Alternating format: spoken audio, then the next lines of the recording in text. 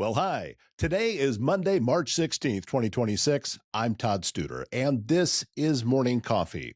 I am happy to announce that we have reached a bit of a milestone today. Now, this is combining both the Morning Coffee Show and the Pottawatomie County Roots Show, but since we have begun, today, between those two shows, marks episode 600. And they do stack up pretty quickly when we do do shows as often as we do. But thank you so much for coming along the ride with me with this. And thank you to all of the sponsors, past, present, and future, who have been a part of this. We couldn't do it without you. And most of all, I thank you for watching, as we have found that there's a definite need for this type of programming to be able to highlight what's going on in Council Bluffs. One of the things that's happening, and you may have already seen this person online, his name is Eric Armstrong, and Eric is running for the Iowa Legislature in District 20. That covers Carter Lake and a lot of the northern half of Council Bluffs. The districts are kind of wired, they're written out a little bit strange. They cover a lot of different areas. So depending on where you live will depend on whether Eric is going to be on the ballot when you go to vote or not. But I ran into both Eric and his wife at the Shamrock Shuffle, and I thought, you know what? You should come on in and tell folks about who you are, why you're running, and then you, as the viewer, can make up your own mind about whether or not this is someone that you want to vote for. I know that I have seen him online. He's been doing a lot of social media videos and has been getting around quite a bit. And it was a really good conversation that I had with Eric Armstrong. And I'm looking forward to bringing that to you today. And that is going to be today's episode of Morning Coffee. If you have not experienced the Council Bluffs PRCA Rodeo at the Mid-America Center, it's coming up this weekend, Friday and Saturday. Doors open at 6:30. Rodeo kicks off at 7:30. You know, once it stops, it's nonstop action. This is a PRCA sanctioned competition, and that means you're seeing legitimate, high-level rodeo athletes right here in Council Bluffs. There's bareback riding, bull riding, team roping. It's the whole deal. Even the stellar trick riding cowgirls they'll be performing both nights. Friday night, this Friday is kids night. Kids under 12 get in free with a paid general admission adult. That's only $20. So you can see how this can turn into a great family night out, and you don't have to travel very far because it's at the Mid-America Center. Grab your tickets at councilbluffsprcarodeo.com. How about it? Let's pack the Mac. Morning Coffee brought to you by Keith Jones, your Edward Jones financial advisor in Council Bluffs. Learn how he can help you reach your financial goals. Visit edwardjones.com for more. Edward Jones, member SIPC.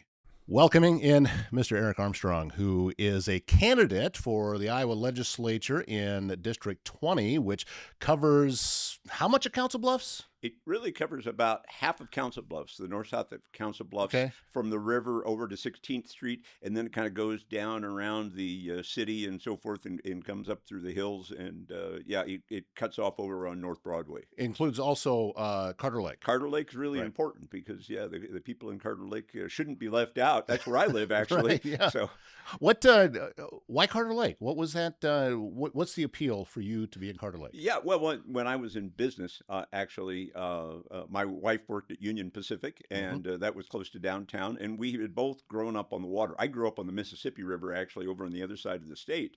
And my wife, a New Yorker, grew up on the Great South Bay. So a little bit of difference from there in Carter Lake. But we both wanted to be on the water, so we found Carter Lake, and that's where we landed.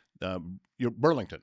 Correct? I grew up in Burlington, yeah. And if I remember right now, I've been through Burlington. I've never actually spent any time there, but the Mississippi's pretty wide going through there, is it not? It's different than the Missouri for sure. Yeah, exactly. But yeah, it's a great place. I mean, and I've read all the Mark Twain books about life on the Mississippi and things like that. So I really love the river. Well, it kind of bookends your life too, because you're on both edges with the border that way. So that part's kind of cool. All right, well, let's talk about your decision to run for Iowa Legislature, because you're a retired businessman. Yes. And now you have thrown that hat into the ring. So What went into the process of making that decision? Yeah. Josh Turek, who's currently running for U.S. Senate, holds the seat currently, and I worked with Josh a lot in knocking doors for him and helping him get elected. And along the way, uh, we had a bill that we wanted to get passed, and I worked really hard with Josh as a grassroots lobbyist at Des Moines, and I was up on the Capitol Hill in Des Moines. I can't tell you how many times from how many blizzards I drove through to get to Des Moines so that I could be in the legislature and lobbying, working with the subcommittees, the committees, and all of the representatives and senators to get a bill passed. So as Josh made the decision that he wanted to run for U.S. Senate, I said, "Well, Josh, who's going to take your place?" And he comes back to me and he says, "Well, why don't you do it?" And it took a little bit of time working with the family and so forth to get to the decision. But yeah, we decided that this is the right thing to do. I've proven that I can do it. I see that there's a lot of things that need to be done in the Iowa legislature, and I would really like to give it a shot. So I know that I can do it. Let's go for it. Did you last year when you were over there working on that bill with Josh? Was that your first time going into the legislature and doing kind of a deep dive in there?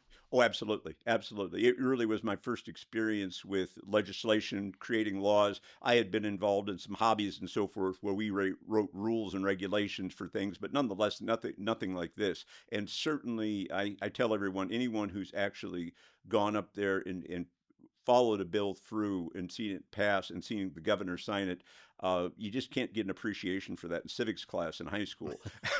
It's a lot. I think all government teachers should be required to go through passing a bill because they would teach things differently. My first experience there would have been fifth grade that we'd taken I Yeah, grew up in Northwest Iowa, and it was a class field trip, and we went to Des Moines, and we were recognized by the legislature, yeah. and it was, we all had to stand up, and what are we doing here kind of thing. But as you were there last year doing that, any surprises?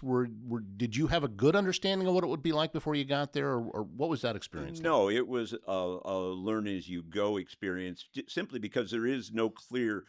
While you can map it out and say this is how a bill should pass, it should be proposed and it should be brought to, you can map it out, but the thing is there's so many turns on the road as well that you don't expect. For example, in the Senate, we went to the Senate subcommittee and we had a technical error in the bill and it got tabled.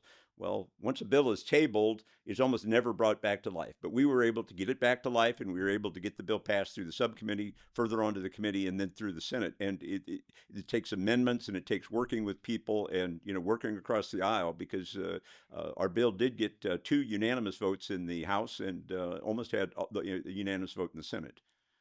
What do you credit that to? Because that's not all that common. At least it doesn't make the news. Yeah, We yeah. don't see it there. No, and that's the thing is I don't think a lot of people recognize really what it takes to get a bill through, and it. I guess it's just hard work, right? We were determined that we were going to lobby for this bill, and we were going to get the bill to the front of the line. When it came to even getting the governor to sign it, I think we were told there was some risk that the governor might not sign it. She did only. She only vetoed one bill last year, but fortunately it wasn't ours. So we just kept at it, and we talked to the governor's office, and we talked to the governor's office, we talked to the lieutenant governor, et cetera, to talk to them about the advantages of the bill, and there we are. What was that bill about? What was it The got bill through? was actually about regulations between the states relative to Iowa. Had some laws in the Department of Natural Resources Code Mhm. that were not consistent with the other 49 states. We were completely different. And it was about building docks and how the construction of docks and so forth. So we were able to align Iowa with the other 49 states. Now, that seems like a pretty common sense, easy thing to do. Mhm. But until you've actually written on top of a bill to across the governor's desk, you don't realize even common sense things are difficult to do. You talked at the beginning that you were out knocking on doors for Josh Turek Yep. during his last election. You've been out knocking on him for yourself now. Yep. What is the differences, or what's the commonalities doing it for yourself versus for someone else? Yeah, I was always able to go out and say I'm a volunteer for, and not just Josh, but Steve Gorman and some of the other folks. I was able to go out and say I'm a volunteer for, and they would give you the time of day.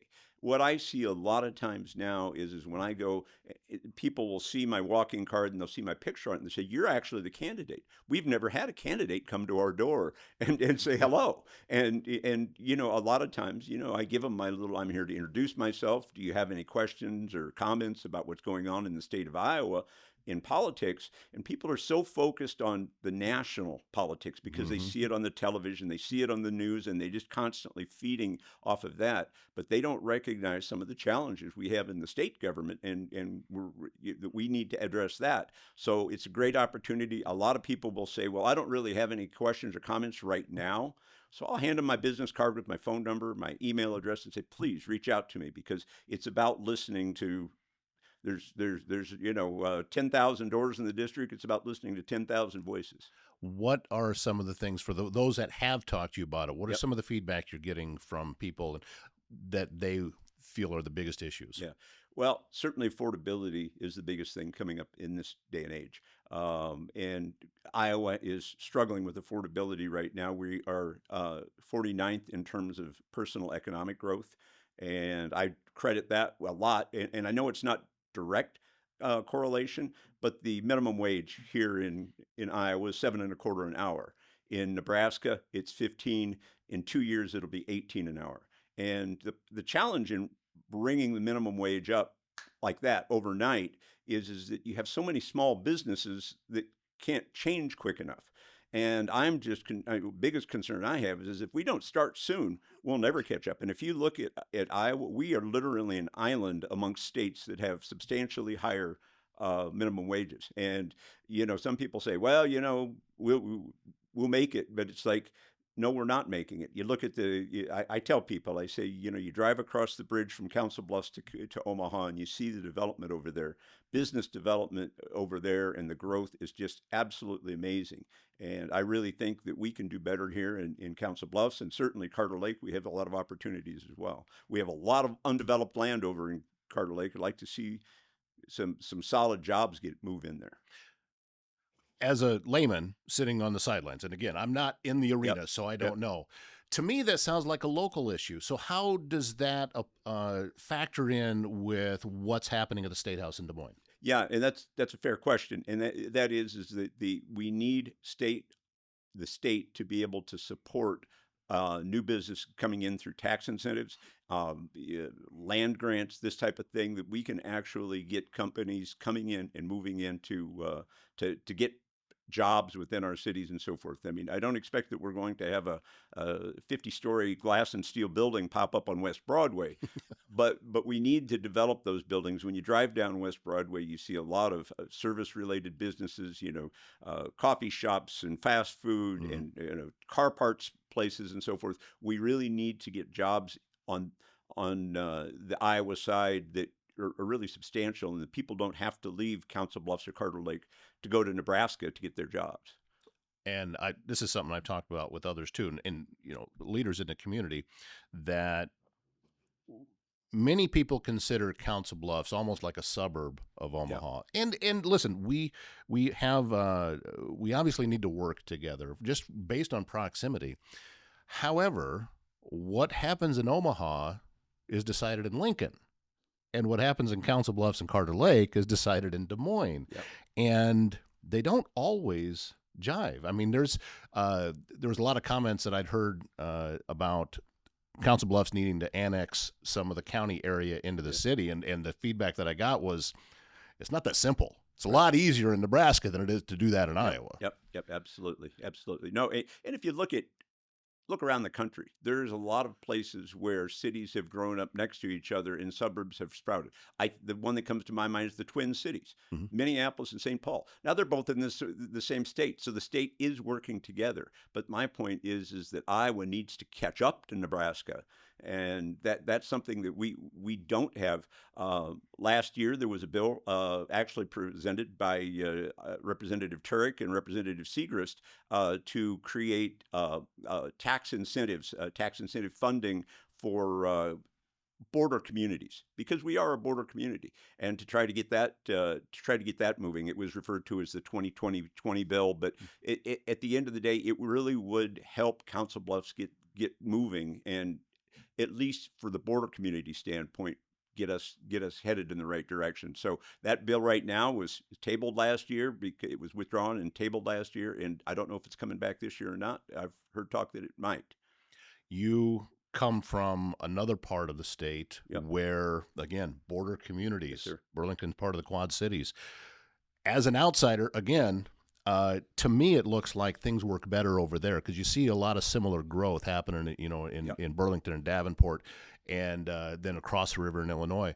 Uh, is that a place to look at and say, okay, maybe we need to follow? I don't honestly Yeah, know. it's a fair question, but at the end of the day, the reason the communities along the Mississippi grew so well is because of the Mississippi River and the importance in transportation it was to the country as Mhm. it was developing. As we talked, Burlington at one time was the territorial capital of Iowa, and it had a huge.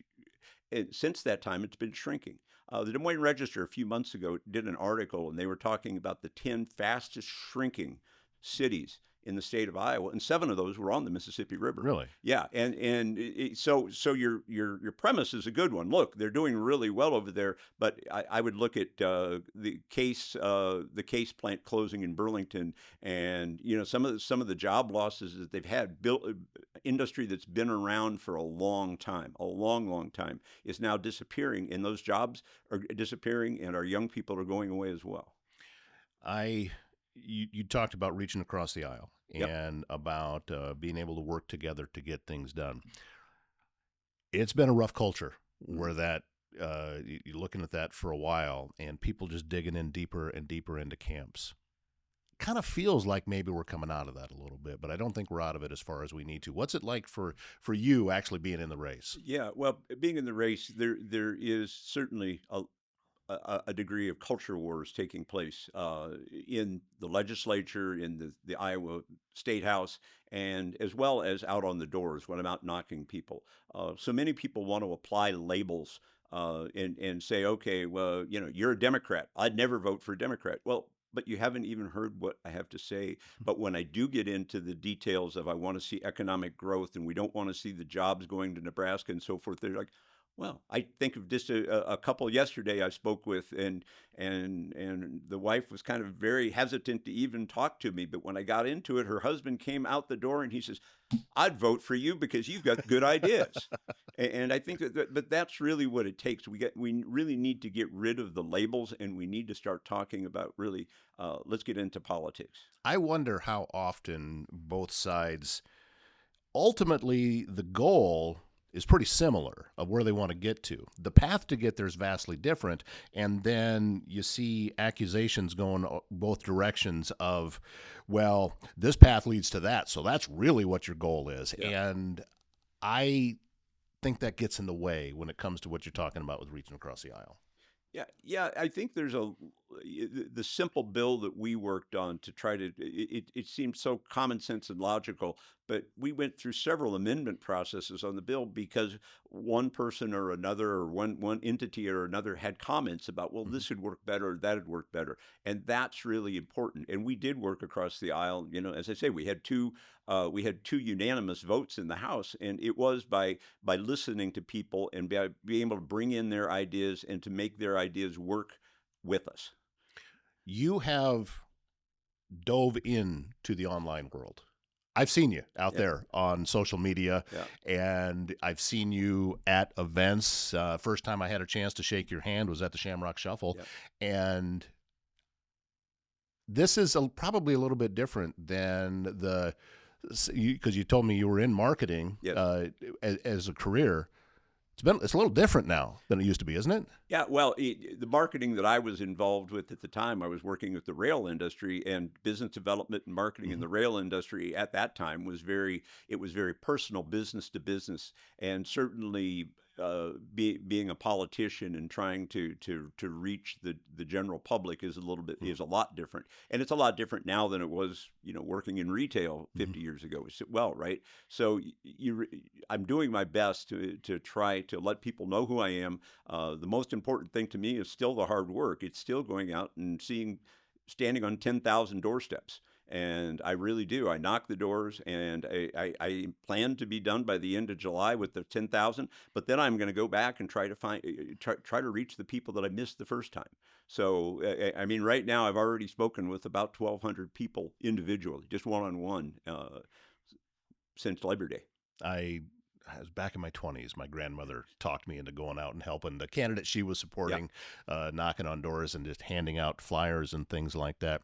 It is still a lot of print goes on. We're still getting stuff in the mail. Absolutely. And in that, when you take a look at the cost of a campaign, it's pretty much all marketing, isn't it? Isn't that where you have to spend the bulk of it? It's visibility, absolutely. It's communications, marketing, and getting your name out there. But and trust me, I mean, I think print media is really important. Shows like this are really important. But also, and of course, you have the social media, the Facebook, Instagram, and so forth that I think reach another audience. But I think the thing that people really like is to see the candidate show up on their doorstep and have their opportunity to say their piece. And I am not afraid to hand them my business card and say, folks, if you have any further comments, please, call me, send me a text, send me an email, whatever it is. Let's dig into it. As you were preparing yourself to make this run and to do this campaign, was it Josh Turek that was giving you advice on what to do? Did you reach out to other people? Is this just an internal thing that where's that going? Yeah, it came from a couple of things. I worked with Josh previously, so I had a little bit of background there, and certainly there's been some help from the local folks here. I've had a lot of support locally with the organizations, but at the end of the day, it comes down to hard work. And I can't give enough credit to my wife, who was kind of, well, let's see how this goes, and now she's into it. I mean, we're working 10 to 12-hour days each, just to get out and to figure out what the communication strategy is, to answer the emails, to answer the texts, to reach out and set up events and so forth. My wife has kind of taken the events over herself, and she's done an amazing job of getting us to lots of events. And that's where you meet the people. The Shamrock Shuffle. I can't tell you how many hands I had the opportunity to shake. And before that, it was the Cupid's Run. Yeah. Right? Yeah. So, well, your wife actually came up and shook my hand just before I'd met you, handing out cookies and that kind of stuff. So, yeah, it's still not a lot has changed where that's concerned. I grew up in a house where politics was kind of a big thing, and I saw candidates coming by. The name that you probably remember would be Berkeley Bedell. He was my representative in Northwest Iowa back, when it was seemed like it was just 4 quadrants, really well defined back then. It's not that way anymore. And he had stopped by the house. Right. So I saw a lot of that and the door knocking and the talking to people. That part really hasn't changed over the years. I think that's the most important part. I mean, you can get exposure in Facebook, and you can social media is great. But at the end of the day, having conversations like this and telling people, oh, by the way, I am accessible. I want to be accessible now, and I want to be accessible when I'm in the legislature. And absolutely, I think that is. I tell people when I'm at the doors, I say, if I don't go out to the doors and hear what people have to say, and I'm elected, how am I going to know what to do next? You need to tell me what's important to you. That is I don't know that it's all that common because for me, it seems that a lot of politicians are saying, okay, this is who I am. This is what I believe. You either vote for me up or down, and you got to come along with what I believe and not actually listen to the people that you're supposed to be there representing. Right. And again, that adds to the divide. I've spoken publicly on this show before that I will never endorse anybody. I will not lead conversations in a direction that I'm trying to get them to go so I can get information from you that is going to put you in whatever light I want to put you in. Right. I don't do that because that isn't what is going to be of service to the people that live here in Council Bluffs and those that you're hoping that will vote for you, because they need to hear from you. They don't need to hear from me. Nobody's voting for me. Right. And never will. I'm not running for anything. Yeah. So, that's just my philosophy with it. And again, my opinion is I think the media got away from that, Yeah. and they should probably return to it. Yeah. I still remember watching Harry Reasoner, on Walter at, Cronkite. Exactly. 5:30, and yeah, I didn't know what his politics were. Yeah, absolutely. And No. I think that should be the media's job. But that's a complete sidebar, and I'm turning this into a therapy session, so I'm sorry about that. But so if you have just 30 seconds to a minute to be able to talk to somebody and said, okay, here's why I would like you to vote for me, what do you tell them? Yeah, no, for me, it's about economic development within Council Bluffs and Carter Lake. It's about looking at the minimum wage and trying to get us on even ground with the states that surround us and try to build Iowa. Iowa is number 49 in terms of personal income growth in the country. And we have a lot of challenges in Iowa, but that's the one I would like to see solved here locally, especially in Carter Lake, especially in Council Bluffs. Carter Lake has a lot of land that's developable. I'd like to see a grocery store. Entire North Omaha and Carter Lake are living in a food desert. Literally, That's a good fresh point. fresh produce is almost impossible to come by. And we have a lot of land that could be developed and so forth. What we need some policies to come from the state to help those grocery stores look at us seriously to come in and do something. Instead, they're looking at trying to build, let's say, if we use Carter Lake as an example, over in the North Omaha area around the baseball stadium, all of that's being developed like crazy. There's lots of people. There's lots of traffic on Abbott Drive. They're putting $1 billion into the airport, but yet we can't get something as simple as a grocery store to serve all of that as well as Carter Lake, right? And same thing in Council Bluffs. When you go to the West End, I think there's lots of opportunity to see that really be a thriving in a place where we can get really good jobs for people. So like I say, I'd really like to see it so people didn't have to drive across the bridge to get a job that's paying $20-25 an hour. Well, if you live in District 20, this is the man that's running for office. He's on the Democratic ticket, and if you haven't seen him knock on your door yet, it sounds like chances are you will. Yep, because absolutely. you're out there trying to catch everybody. But Eric Armstrong, thank you so much for coming in. Thank you. I I'm grateful appreciate for your time, and also, grateful for your willingness to step into the ring. That in itself, to me, is, regardless of whether somebody agrees or disagrees with politics, it can be a nasty world. And Yes. you said, I'm willing to go in and do this. So for that, we're grateful. And thank you very much for your time. Thank you. I appreciate your time, and I appreciate your show. Once again, I want to reiterate, as I mentioned, this platform is not designed to support for or counter against any political office. We do want to give a platform for those who are running for office to be able to talk to you about what it is that they would like to see happen in our communities and in our area. So we will continue to do those here, but don't ever take anything that I do as an endorsement for one candidate over another, because that's not something that will ever happen on this program. Something that will happen on this program is me telling you that if you have a leak, a clogged drain, or if you have a big remodeling project coming up, Waldstein Plumbing in Council Bluffs has you covered. With fast, reliable service and expert craftsmanship, handling everything from small repairs to major installations. Locally owned and trusted, and taking pride in doing the job right the first time. Residential or commercial, big or small, when plumbing problems strike, call Waldstein Plumbing. Visit them online at waldsteinplumbing.com. And good mornings start with peace of mind. Miners Healthcare provides professional in-home support where it matters most, helping individuals maintain comfort, dignity, and independence in their daily lives.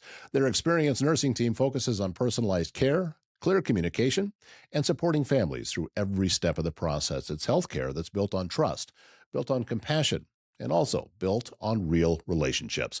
Learn more at minershealthcare.com. Again, thank you, Eric Armstrong, a political candidate for Iowa Legislature District 20, for joining us on today's show. And we're off now to episode 601. My name's Todd Studer, and we'll see you back here tomorrow morning.